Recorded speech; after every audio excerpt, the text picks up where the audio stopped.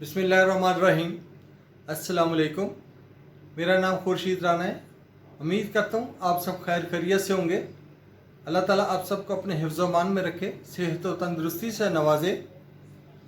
आज हम बात करेंगे अपकमिंग पोजीशन की कि किस ब्लॉक में, किस सेक्टर में पोजीशन आ रहा है और वहाँ की क्या सिचुएशन है और प्राइसेस की क्या पोजीशन है। तो आज हम सबसे पहले बात करते हैं सेक्टर ओलियंडर से। ओलियंडर पे इन्होंने, मेरी लास्ट वीडियो में मैंने बताया था कि इन्होंने फाइनल रेनोवेशन का वहाँ पे काम शुरू किया था।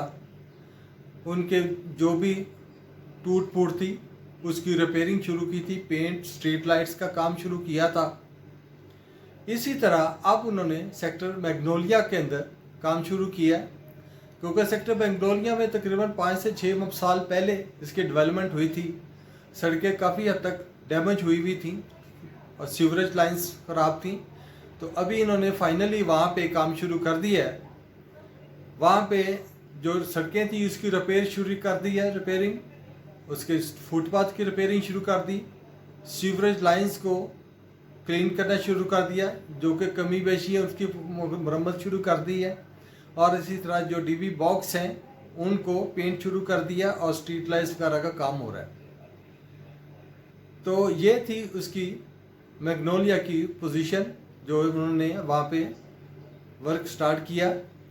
अगर हम इसकी प्राइसेस की बात करें ओलियंडर की, ओलियंडर में पोजीशन से पहले 5 मरले का जो प्लॉट था तकरीबन 28 से 30 लाख की रेंज में चल रहा था। और आफ्टर पोजेशन, जब पोजेशन उन्होंने अनाउंस किया, जिन प्लॉट्स के ऊपर पोजेशन दे दिया, वहाँ पे जो उसकी प्लॉट की प्राइस थी 38 से 40 लाख चली गई, उसमें राइज आया। और अभी भी मैग्नोलिया में अभी चूँकि पोजेशन अनाउंस नहीं हुआ, 30 से 32 लाख में मिल जाता है। और पोजेशन के बाद इसी तरह उसकी प्राइसेस भी 38 से 40 लाख में चली जाएंगी। ओलियंडर में इस वक्त जो प्लॉट है तकरीबन 55 से 60 लाख की रेंज में है, 8 मरले का। तो डेफिनेटली आफ्टर पोजेशन मैग्नोलिया में भी यही प्राइस हो जाएगी 55 से 60।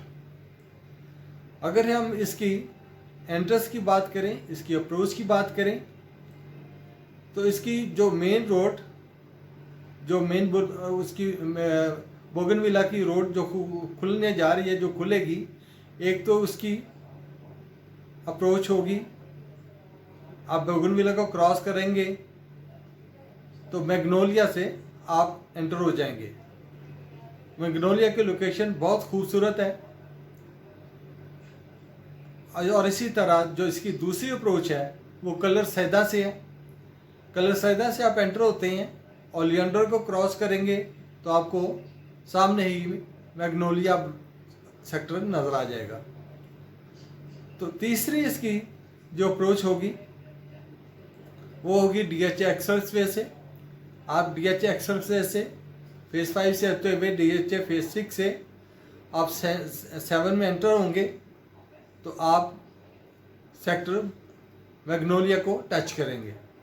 तो ये इसकी 3 अप्रोचेस होंगी, और जो कि किसी भी ब्लॉक के लिए 3 अप्रोच होना बहुत अच्छी बात है। और अब बात करते हैं कि जिन ब्लॉक्स के बैलेट नहीं हुए उनकी क्या पोजीशन है नॉन बैलेटेड फाइल्स की। नॉन बैलेटेड फाइल्स के जो अभी जो नज़र आ रहे हैं कि ये 2024 के अंदर शायद इसका बैलेट ना हो, क्योंकि लास्ट इंट्रैक्शन मीटिंग में DHA मैनेजमेंट ने इसको क्लियर किया था कि जब तक हमारे पास ज़मीन नहीं होगी, नई परचेज़ नहीं होगी ज़मीन की, उस वक्त तक हम बैलेट नहीं करेंगे। तो अभी इसलिए इसका कुछ कह नहीं सकते, को टाइम फ्रेम नहीं बता सकते कि इसका बैलेट कब आएगा। तो इससे बेहतर तो यही था, तो नॉन बैलेट जो फाइल्स पड़ी हुई थी आप बैलेट फाइल में स्विच कर लेते। बहरहाल वो आपका फैसला। और इसी तरह अगर हम बाकी देखें, अगर DHA तमाम ब्लॉक्स आज इनमें भी डेवलपमेंट हुई, अगर सबका सबको इकट्ठा पोजीशन अनाउंस कर देता तो ये मार्केट के अंदर सेल बहुत ज़्यादा आ जाती, तो उससे क्या होता, ये प्राइसेस डाउन चली जाती। अब चूँकि DHA ने फैसला किया हुआ है, हम पॉकेट्स की सूरत में अपना पोजीशन अनाउंस किया करेंगे। 300-400 प्लॉट्स का एक दफ़ा पोजीशन दे दिया, उसके बाद अगले हम रेडी करेंगे, वो जब वो रेडी हो जाएंगे फिर उसका पोजीशन हो गया। इसी तरह इसकी वजह से हमारी प्राइसेस डाउन होने के बजाय बढ़ेंगी, जैसा कि पिछले ब्लॉक्स में हुआ, ओलियंडर में हुआ और मैग्नोलिया में भी इसी तरह इंशाल्लाह होगा कि जो जब प्लॉट्स के ऊपर पोजीशन आएगा उनके प्राइस बढ़ेगी, क्योंकि जो ऑन ग्राउंड प्लॉट्स होता है उसकी वैल्यू कुछ और होती है, फाइल्स की वैल्यू कुछ और होती है। तो फाइल्स तो जस्ट पीस ऑफ पेपर है और ऑन ग्राउंड प्लॉट वो आपका एसेट है। तो इसी तरह कोशिश करनी चाहिए जो भी चीज़ हो ऑन ग्राउंड हो। देखिए फाइल्स हम 2008 से लेके बैठे हुए हैं और अब जाके ये एक पोजीशन नज़र आई कि हम ऑन ग्राउंड प्लॉट्स के मालिक बने। तो इसी तरह फाइल्स के में से भी अब हमें निकल जाना चाहिए।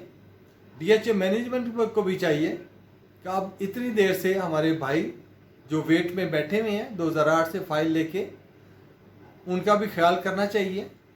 जैसे भी हो, जिस तरह भी हो, उनको सेटलमेंट करें या नए बैलेट का इजरा करें। जो भी लैंड परचेज करनी है ये DHA की रिस्पॉन्सिबिलिटी है। तो जो भी हमारे भाई जो भी अलॉटीज हैं उनको प्लॉट मिलना चाहिए। तो बहरहाल ये थी मेरी आज की इन्फॉर्मेटिव वीडियो। तो इंशाअल्लाह ताला आइंदा भी इसी तरह की इन्फॉर्मेटिव वीडियो अपने भाइयों के लिए लाता रहूँगा। और इसी तरह मेरे जो ओवरसीज़ भाई हैं या ऐसे मेरे भाई जो अपनी कोई इन्वेस्टमेंट करना चाहते हैं उनके लिए बेहतरीन टाइम है, तो आप इसके अंदर अपनी बाइंग कर सकते हैं।